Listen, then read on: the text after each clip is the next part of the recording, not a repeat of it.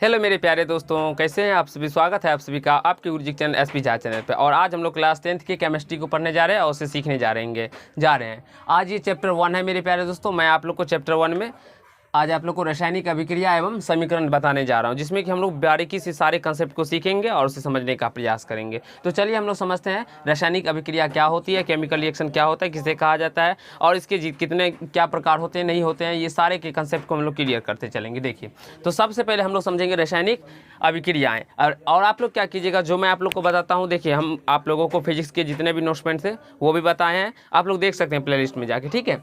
और रासायनिक अभिक्रिया यानी कि केमिस्ट्री के जितने भी नोट्स होंगे, सारे चैप्टरों का नोट पॉइंट्स मैं आप लोग को बताऊंगा और सिखाऊंगा, समझाऊंगा, प्रयास करूंगा, ठीक है मेरे पास। तो अगर आप लोग इसको तैयार कर लेते हैं तो विश्वास है आपके एग्जाम में जितने भी प्रश्न आएंगे ये आपके नोट्स पॉइंट से ही आएंगे, कहीं दूसरे जगह से नहीं आएंगे। चलिए मेरे पास, तो आप लोग इसको अपने कॉपी पर नोट डाउन करते चलिएगा, ठीक है। अभी पहले आप समझ लीजिए, उसके बाद लिख लीजिएगा। अब देखिए रासायनिक अभिक्रिया क्या होती है, किसे कहते हैं। केमिकल रिएक्शन, जब कोई पदार्थ अकेले ही या किसी अन्य पदार्थ से क्रिया करके भिन्न गुण वाले एक या अधिक नए पदार्थों का निर्माण करता है, तब वह प्रक्रिया रासायनिक अभिक्रिया कहलाता है। यहाँ पे देख सकते हैं, ये जो हमारा है मेरे प्यारे दोस्तों C+O2 तीर के निशान देके जो दिया गया है CO2, ये क्या है हमारा, तो एक रासायनिक अभिक्रिया है। जो कार्बन जो है ऑक्सीजन से संयोग करके हमारा कार्बन डाइऑक्साइड बना रहा है, वह उसी प्रकार से हाइड्रोजन क्लोरीन से संयोग करके हाइड्रोक्लोरिक अम्ल बना रहा है। तो ये क्या है, हमारा रासायनिक अभिक्रिया है। ये क्या है, रासायनिक अभिक्रिया है। उसी को हमने यहाँ पे डिफिनेशन में लिखा है। जब कोई पदार्थ, यहाँ से देख सकते हैं, अकेले, या तो अकेले भी हो सकता है या किसी अन्य पदार्थ के साथ क्रिया करके, देखिए ये C जो है, कार्बन जो है, ये ऑक्सीजन से क्रिया करके भिन्न गुण वाले एक या अधिक नए पदार्थ का निर्माण करता है। अब यहाँ से देखिए, कार्बन और ऑक्सीजन मिलके क्या बनाया, कार्बन डाइऑक्साइड बनाया। तो ये इस कार्बन से और ये O से अलग है, गुण इसका क्या है, अलग है। ये क्या है, तो कार्बन डाइऑक्साइड गैस है। उसी प्रकार अगर हम एक एग्जांपल्स और लेना चाहें, जैसे कि हम लोग ले सकते हैं H2+O2 ले ले। अगर मान लीजिए H2+O2 लेते हैं तो ये क्या आ जाएगा, H2O, यानी कि अगर यहाँ से हम 2 यहाँ पर लगा दें, ये 2 लगा दें, यानी कि 2H2O। तो यहाँ से हम कह सकते हैं, यहाँ से हाइड्रोजन को जब हम लोग ऑक्सीजन के साथ संयोग कराएं तो ये क्या निकल के आ गया, जल। तो हाइड्रोजन हमारा क्या है, गैस है, और O2 भी यानी ऑक्सीजन भी गैस है, लेकिन हमारा जल बन के आया। तो देखिए क्या कहा गया, एक या अधिक नए पदार्थ का निर्माण करता है और भिन्न गुण वाले। तो यानी कि ये इससे, इस दोनों से इसका गुण क्या है, अलग है ना। ये क्या है, दोनों गैस था और ये क्या आया, द्रव आया, तो इसका गुण और इसका गुण अलग है। तो यही कहा गया है रासायनिक अभिक्रिया में। आई होप आप सभी को रासायनिक अभिक्रिया, केमिकल रिएक्शन क्लियर हुआ होगा। अब मेरे प्यारे दोस्तों, यहाँ से हम अगर समझे C+O2 जो है, ये क्या है, अभिकारक। क्या है, अभिकारक है, जिसे हम लोग इंग्लिश में रिएक्टेंट कहते हैं। आप लोग H2+Cl2, इसे भी हम लोग अभिकारक कहेंगे। और जो तीर के बाद रहता है उसे हम लोग क्या कहते हैं, तो प्रोडक्ट, यानी कि प्रतिफल। क्या होता है, प्रतिफल। तो चलिए हम लोग अभिकारक और प्रतिफल को समझते हैं। अभिकारक, रिएक्टेंट क्या होता है, तो जो पदार्थ रासायनिक अभिक्रिया में भाग लेकर नए पदार्थ बनाते हैं, उन्हें हम लोग अभिकारक कहते हैं। जैसे कि H2+Cl2 यहाँ भाग लिए है ना, और ये भाग लेकर क्या बनाए, 2HCl यानी कि हाइड्रोक्लोरिक अम्ल बनाए हैं। तो यहाँ से यहाँ H2 एवं Cl2 दोनों हमारे क्या है मेरे पास, तो अभिकारक है। आई होप आप सभी को क्लियर हुआ होगा। अब हम लोग प्रतिफल यानी प्रोडक्ट को समझने वाले हैं। रासायनिक अभिक्रिया के फलस्वरूप बने नए पदार्थ प्रतिफल कहलाते हैं। यहाँ से H2+Cl2 जो हमारे नए पदार्थ का निर्माण क्या है, किए हैं, तो कौन सा नए पदार्थ का निर्माण किया, HCl यानी कि हाइड्रोक्लोरिक अम्ल। तो यहाँ जो HCl है, ये हमारे क्या है, प्रतिफल है। आई होप मेरे प्यारे दोस्तों आप सभी को रासायनिक अभिक्रिया, अभिकारक और प्रतिफल क्लियर हुआ होगा। और मैं आप लोग को भारतीय भवन के बुक से बताता हूँ, उसके जितने भी पॉइंट्स होंगे मैं आपको समझाते चलूँगा। आप लोग उसको बिल्कुल ही अच्छे तरीके से समझ लीजिएगा। एक बार अपने से घर पे पढ़ने का प्रयास कीजिएगा। अब हम लोग समझने वाले रासायनिक अभिक्रियाओं की विशेषताएं, यानी कि रासायनिक अभिक्रिया की क्या क्या विशेषता होती है, नहीं होती है। देखिए, रासायनिक अभिक्रियाओं की निम्नलिखित विशेषताएं होती है। रासायनिक अभिक्रिया की निम्नलिखित विशेषताएं होती है, जिसमें कि सबसे पहले हम लोग समझेंगे गैस की उत्पत्ति के बारे में। पहला क्या विशेषता है, गैस की उत्पत्ति।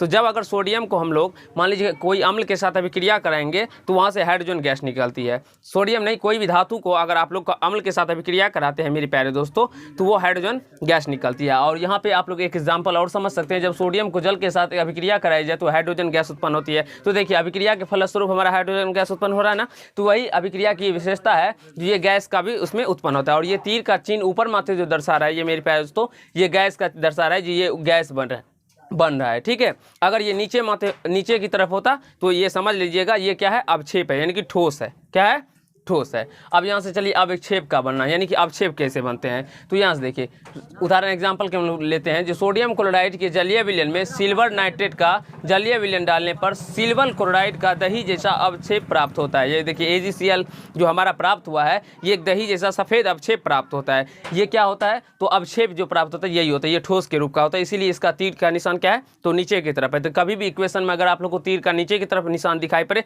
तो वो समझ लीजिएगा वो ठोस है, और ये ऊपर की तरफ दिखाई पड़े तो वो समझ लीजिएगा वो क्या है, तो गैस है। आई होप आप सभी को क्लियर हुआ होगा। जो अवक्षेप जो बनते हैं वो रासायनिक अभिक्रिया की विशेषता है में गैस की उत्पत्ति समझ लिया, अवक्षेप का बन। अब देखिए रंग में परिवर्तन कैसे होता है। तो जब आप लोग पोटेशियम परमैंगनेट के बैगनी रंग में नींबू का रस थोड़ा थोड़ा थोड़ा करके डालिएगा मेरे पास, तो आप लोग देखिएगा उसका जो बैगनी रंग होता है वो चला जाता है, यानी कि बैगनी रंग क्या हो जाता है, गायब हो जाता है। तो यहाँ से देख सकते हैं पोटेशियम परमैंगनेट के बैगनी रंग के विलयन में थोड़ा थोड़ा करके नींबू का रस निचोड़ने पर विलयन का बैगनी रंग धीरे धीरे गायब होने लगता है। तो आप लोग देख सकते हैं इससे क्या होता है, मेरा रंग में परिवर्तन हो जाता है। पहले बैगनी रंग था, पोटेशियम परमैंगनेट का बैगनी था, लेकिन अब जैसे ही नींबू का रस दिया हम उसमें, तो वो क्या हुआ, उसका रंग गायब हो गया, तो रंग में परिवर्तन हो गया ना। तो यही हमारी विशेषता ही है रासायनिक अभिक्रिया की। अब देखिए ताप में परिवर्तन, आप लोग क्या देखे होंगे, जब आप लोग घर में कभी चूना बाजार से लेते आते होंगे खरीद कर घर में पेंट करने के लिए, तो आप लोग चूना में क्या करते हो, तो पानी डालते होंगे।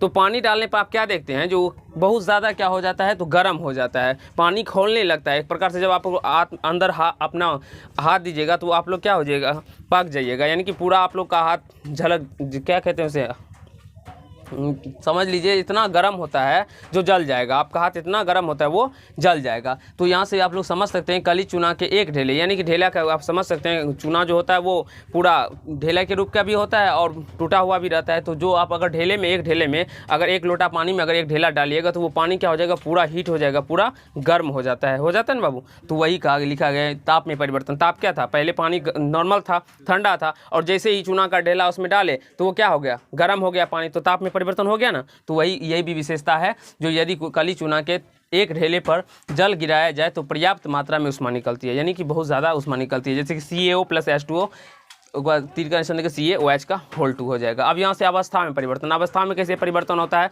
तो जैसे कि हाइड्रोजन को ऑक्सीजन के साथ संयोग कराते हैं मेरे प्यारे दोस्तों। हाइड्रोजन क्या है, गैस, ऑक्सीजन क्या है, गैस। तो जब इसको हम लोग संयोग कराते हैं तो ये क्या बनता है, जल बनता है, और जल क्या होता है, द्रव होता है। तो जब गैस को गैस से संयोग करवाए तो द्रव अवस्था में बन गया, द्रव निकल के आ गया ना। तो यहाँ से क्या अवस्था में भी परिवर्तन हुआ ना।